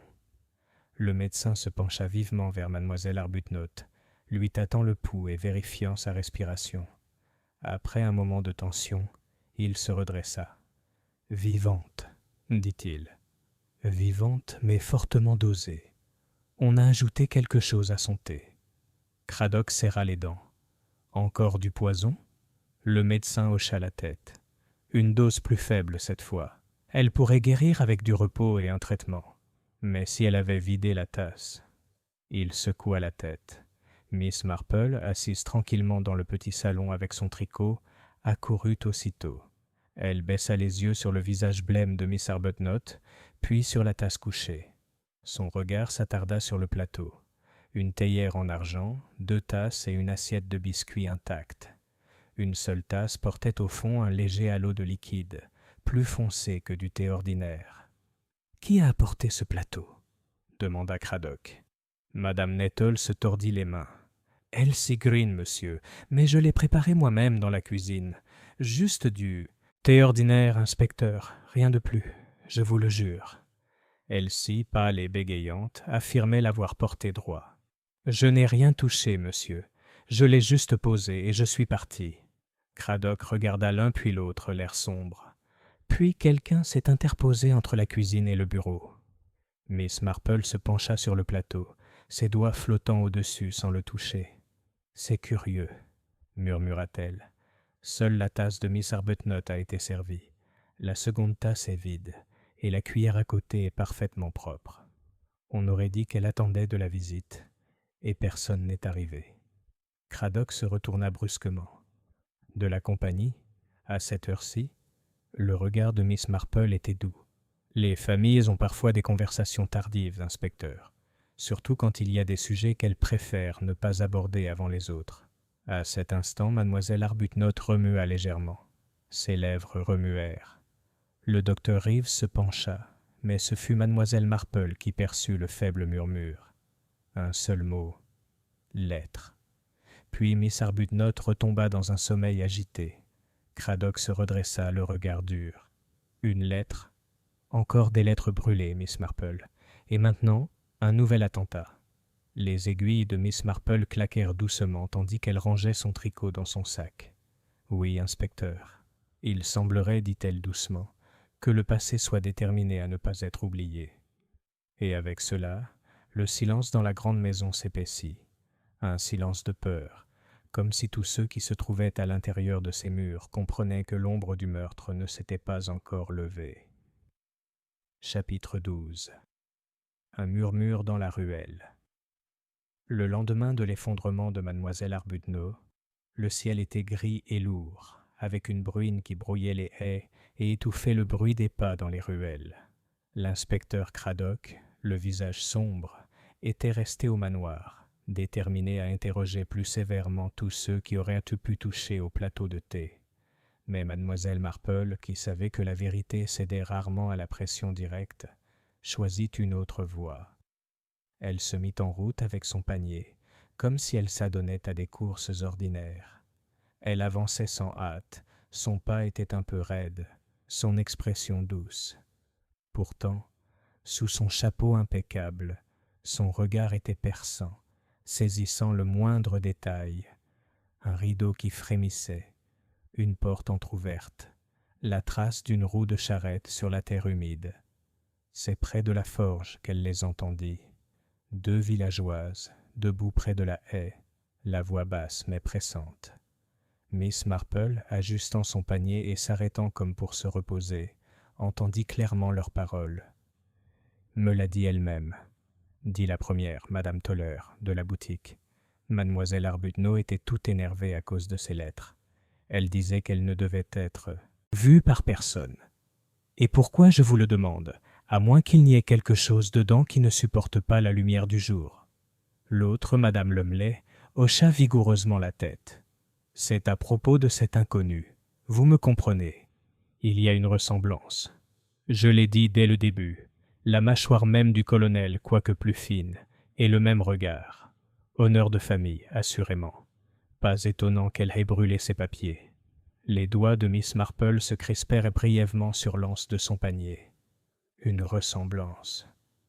Oui, elle aussi l'avait pensé, même si elle ne l'avait pas exprimé. Les femmes continuèrent leur chemin, murmurant toujours.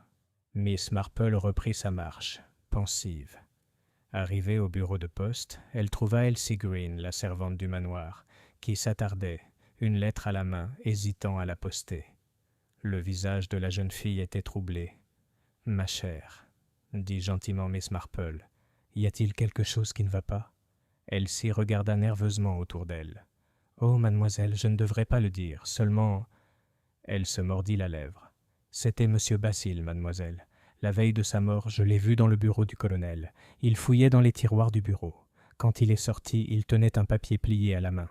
Il l'a vite fourré dans sa poche en me voyant. » Le regard de Miss Marple s'aiguisa, mais sa voix resta douce. « Quel genre de papier ?»« Je ne sais pas, mademoiselle, sauf que ça avait l'air vieux. L'écriture était toute effacée. Et quand j'ai apporté le thé hier pour mademoiselle Arbuthnot, elle m'a demandé soudain, comme si j'avais déjà vu monsieur Basile près du bureau du colonel. J'ai dit non. Je ne sais pas pourquoi j'ai dit ça. J'avais peur, je suppose. » Miss Marple lui tapota la main. « C'était tout naturel, ma chère. On a souvent peur de la vérité. Mais la vérité finit toujours par éclater. » Elle rentra lentement chez elle, la bruine mouillant son châle. Dans son esprit, le scénario se précisait. Basile fouillant le bureau du colonel, mademoiselle Arbuthnot brûlant des lettres, monsieur Dacre convoqué pour une question d'honneur familial, et maintenant une seconde tentative d'empoisonnement. Les fils se tissaient étroitement, et Miss Marple, avec la patience de celle qui avait observé la nature humaine toute sa vie, sentit qu'elle commençait à entrevoir le motif. Mais elle savait aussi, avec une certitude glaciale, que le tueur n'avait pas encore fini. Chapitre 13. L'inspecteur Craddock exerce une forte pression. L'inspecteur Craddock n'était pas un homme à dramatiser, mais après l'incident avec le poison de mademoiselle Arbuthnot, il résolut de prendre des mesures plus sévères. Il convoqua toute la maisonnée dans le salon du manoir, les cousins, les domestiques, et sur la suggestion discrète de mademoiselle Marple, monsieur Miles Dacre également. Ils arrivèrent à contre-cœur, certains pâles, d'autres indignés. Mademoiselle Arbuthnot, encore faible mais droite, s'appuyait lourdement sur sa canne. Monsieur Dacre se tenait à l'écart, réservé et vigilant. Madame Nettle se tordait les mains. Elsie Green semblait au bord de l'évanouissement, et Peabody demeurait aussi grave et immobile qu'un monument d'église. Craddock se tenait devant la cheminée, carnet à la main. « Mesdames et messieurs, je serai clair. L'un d'entre vous a tenté d'empoisonner mademoiselle Arbuthnot la nuit dernière, aussi sûrement que Basil Arbuthnot a été empoisonné lors du festin funèbre. Nous avons donc affaire à un meurtrier qui est toujours parmi nous. » Il y eut un hoquet collectif. Madame Pargeter poussa un petit cri, et l'un des cousins marmonna quelque chose comme « insinuation monstrueuse ». Craddock les ignora. Son regard se posa sur mademoiselle Arbuthnot. « Madame, je dois vous le redemander. Pourquoi avez-vous détruit ces lettres hier ?» Ses lèvres se pincèrent. C'étaient de vieux papiers de famille sans importance. Sans conséquence, et pourtant vous les avez brûlés à la hâte, juste après la mort de votre neveu. Pourquoi ? Ses yeux vacillèrent, et l'espace d'un instant, son sang-froid vacilla. Puis, elle dit froidement, « Parce qu'il s'agissait de choses qui, mal interprétées, auraient eu ternir la réputation de mon frère. Je ne permettrai pas que l'honneur de Geoffrey soit terni par de vains ragots. » Craddock se pencha en avant. « Vous parlez de monsieur Dacre ?» Aussitôt, toutes les têtes se tournèrent. Le visage de monsieur Dacre se crispa, mais il ne dit rien. Les mains de mademoiselle Arbuthnot tremblaient sur sa canne. « Mon frère a vécu sa vie avant de retourner en Angleterre. Il a peut-être noué des relations. Je ne le nie pas, mais c'était il y a longtemps, et rien n'aurait dû en résulter. Pourtant, il en est résulté quelque chose, » dit Craddock sèchement. « Un fils. Et si M. Dacre est bien le fils du colonel, il peut prétendre à la succession, n'est-ce pas ?» Le silence qui suivit fut pesant. Même Peabody, dont la dignité vacillait rarement, sembla reprendre son souffle. Mademoiselle Arbuthnot eut un rire sec, presque amer. « Une réclamation ? Une employée ? Une inconnue ? Je suis la sœur de Geoffrey. Je gère cette maison depuis 25 ans. Pensez-vous que je la laisserai passer à un intrus ?» La voix de Craddock était calme. « Cela ressemble fort à un mobile, mademoiselle Arbuthnot. » Son visage rougit de colère. « Je n'ai pas empoisonné Basile, et je ne me suis pas empoisonné moi-même. Quelqu'un est déterminé à nous détruire tous. » Elle se laissa retomber sur sa chaise, respirant difficilement. Craddock se tourna vers M. Dacre. « Et vous, monsieur ? Si vous êtes bien le fils du colonel, pourquoi ne vous a-t-il convoqué qu'au dernier moment ?» Dacre leva la tête. Sa voix était basse mais assurée. Je ne sais pas. Peut-être voulait-il enfin me reconnaître. Peut-être. Basile l'a-t-il découvert et a-t-il cherché à l'en empêcher? Je ne peux pas le dire. Mais je vous jure, inspecteur, que je suis venu ici uniquement à cause de la lettre du colonel. Je ne pensais pas à l'argent, seulement à la vérité. Les cousins marmonnèrent d'un ton sombre. L'un d'eux, le visage rouge et rauque, déclara « N'importe quoi. Vous êtes ici pour le domaine. C'est clair. » Cradock leva la main. « Assez. Je vous reparlerai à chacune en privé. Mais je vous préviens, le filet se resserre. Le poison laisse des traces et, tôt ou tard, il trahira la main qu'il a utilisée. » Alors qu'il les congédiait, Miss Marple, qui tricotait tranquillement dans un coin, leva les yeux et dit très doucement « Oui, inspecteur. Mais parfois, la main n'est pas celle qu'on attend. » Cradock lui jeta un regard perçant, mais elle avait déjà baissé les yeux sur son ouvrage. Les aiguilles claquaient doucement dans le silence tendu, comme le tic-tac d'une horloge. Et à ce moment-là, plus d'une personne dans la pièce bougea avec inquiétude, comme si elle sentait le poids d'yeux invisibles sur elle. Chapitre 14. Le piège est tendu. Le manoir était silencieux ce soir-là, ses grandes pièces résonnant d'un malaise qu'aucun feu ne pouvait dissiper. Les domestiques s'avançaient silencieusement, la voix basse, comme s'ils craignaient de réveiller une présence tapie. Dans le salon, Miss Marple était assise à son tricot, le cliquetis de ses aiguilles formant un contrepoint régulier au silence. L'inspecteur Cradock était retourné à Marlécombe pour la nuit, mais il avait laissé un agent posté aux portes. Il faisait confiance à ses hommes, mais Miss Marple savait que cette confiance seule ne permettrait pas de démasquer le meurtrier. Il fallait une approche plus subtile. Tandis que ses aiguilles bougeaient, elle réfléchissait à la nature humaine. Les empoisonneurs, avait-elle souvent observé, étaient différents de ceux qui frappaient au couteau ou au pistolet. Ils préféraient l'ombre à la lumière du jour, l'indirect à l'attaque ouverte. Mais malgré toute leur ruse, ils portaient en eux une faiblesse fatale. Ils avaient besoin de voir le résultat. Un empoisonneur observe toujours. Avec cette pensée en tête, Miss Marple a conçu son petit plan. Le lendemain, alors que la maisonnée se réunissait à contre-cœur pour le petit déjeuner, Miss Marple se dirigea vers le buffet où les théières et les confitures étaient là prêtes. Elle regarda le plateau d'argent avec ses tasses et ses soucoupes et dit de sa voix douce, une voix si douce qu'elle semblait presque naïve. « Je pense qu'après tout ce qui s'est passé, il faut faire très attention à ce que l'on boit. N'importe qui pourrait être tenté de trafiquer à nouveau le thé. » Ces paroles tombèrent comme des cailloux dans l'eau calme. Un bref éclair d'yeux parcourut la table, et les épaules se raidirent légèrement. Mademoiselle Arbuthnot serra fermement sa cuillère, et l'un des cousins laissa échapper un rire nerveux. Miss Marple sourit gentiment et poursuivit.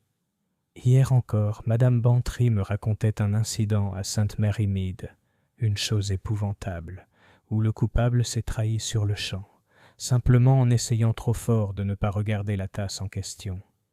Elle laissa cela en suspens, retournant à son porridge comme si cela n'avait aucune importance.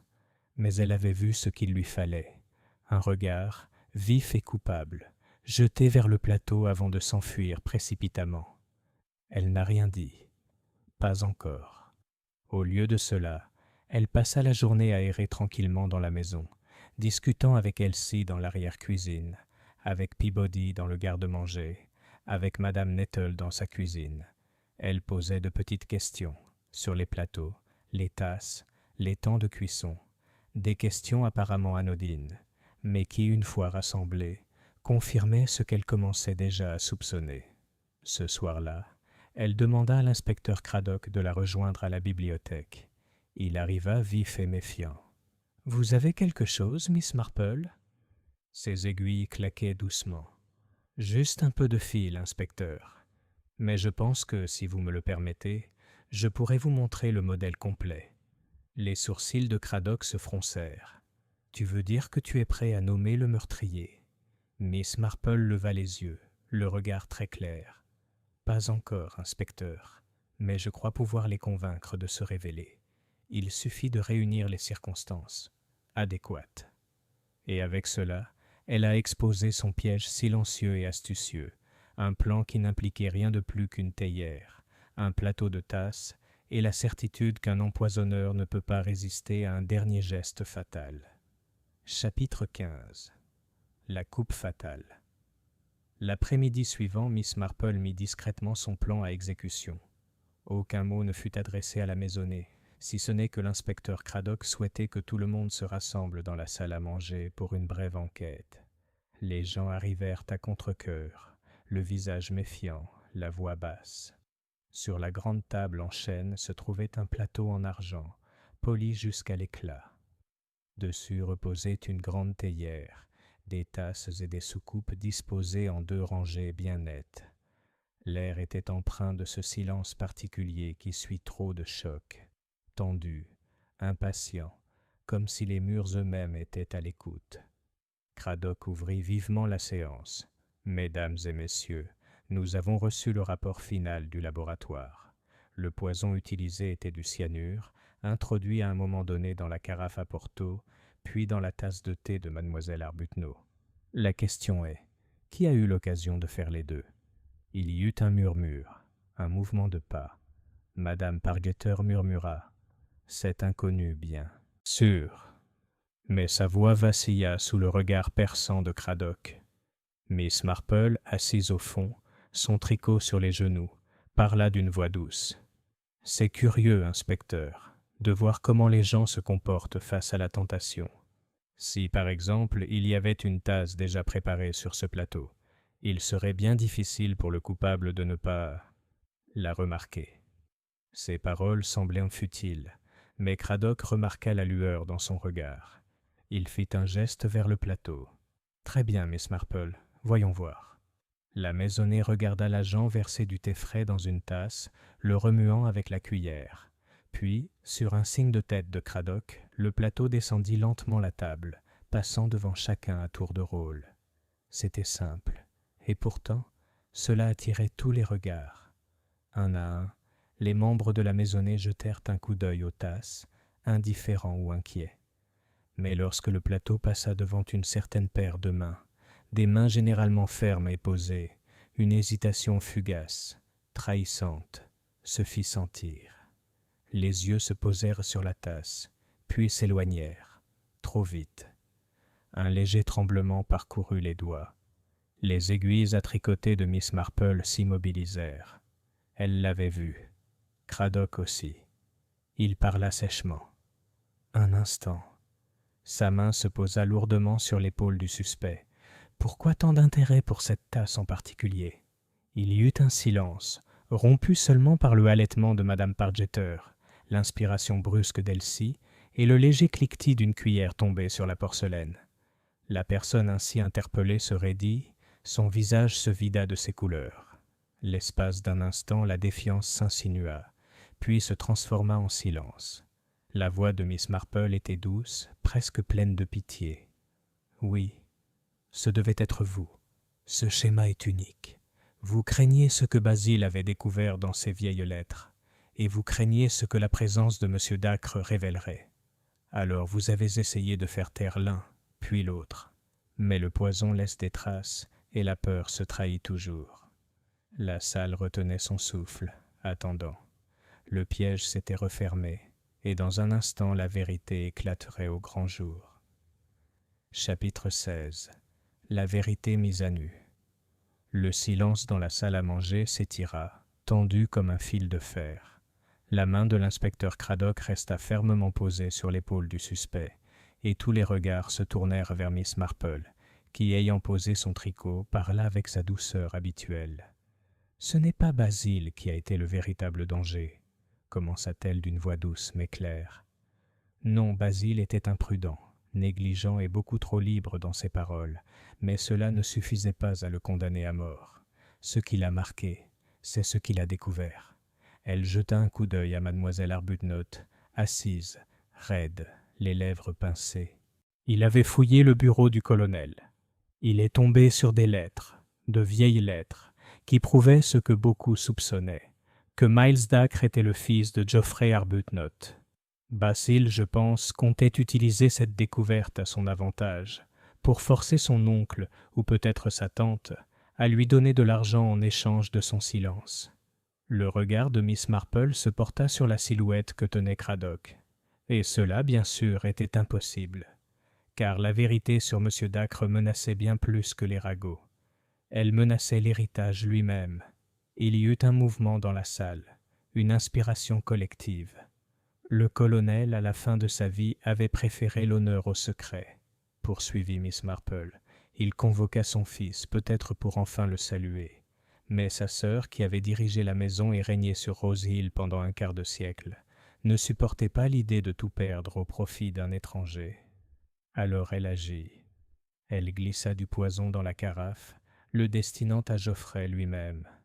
Mais Basil, avec son extravagance habituelle, but le verre fatal.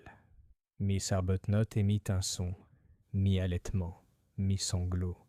Mais la voix de Miss Marple ne faiblit pas. Plus tard, lorsque les soupçons ont commencé à se faire sentir, vous avez cherché à détruire les lettres, mais vous craignez toujours d'être découvert. Vous avez donc réessayé avec le thé. Cette fois, vous avez choisi votre victime directement. Seulement la dose n'était pas suffisante. L'emprise de Cradock se resserra tandis que la compagnie assemblée murmurait sous le choc. Miss Marple soupira doucement. « Je ne peux pas juger trop sévèrement. L'orgueil, l'honneur, la peur du déshonneur, ce sont des motivations fortes, surtout dans les familles où les apparences comptent. Mais la vérité, Miss Arbuthnot, a tendance à s'imposer. Vous avez été trop vigilante. Vous vous êtes trahie. L'espace d'un instant, la femme fière resta figée, tous les regards braqués sur elle. Puis, dans un souffle tremblant, elle sembla s'effondrer, son masque de sang-froid tombant. « Oui, murmura-t-elle, c'est vrai.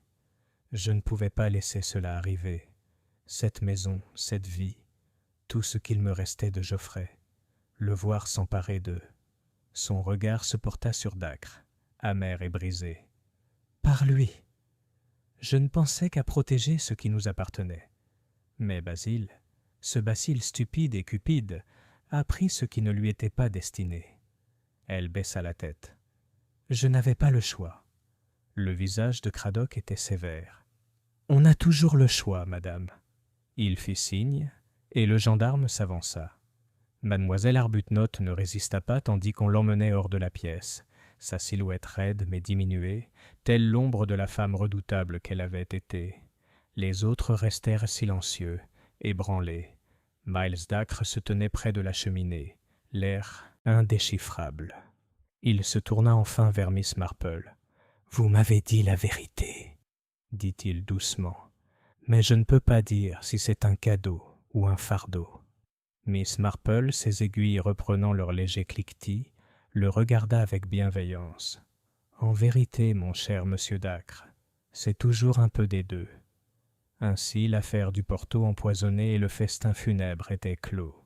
Rose Hill allait retrouver ses ragots et ses jardins, même si, sous sa surface silencieuse, persistaient les souvenirs de fierté, de secret et de meurtre. Pour Miss Marple, c'était un autre rappel de ce qu'elle avait toujours su, que la nature humaine, que ce soit dans une grande maison ou dans une ruelle de village, était à peu près la même partout.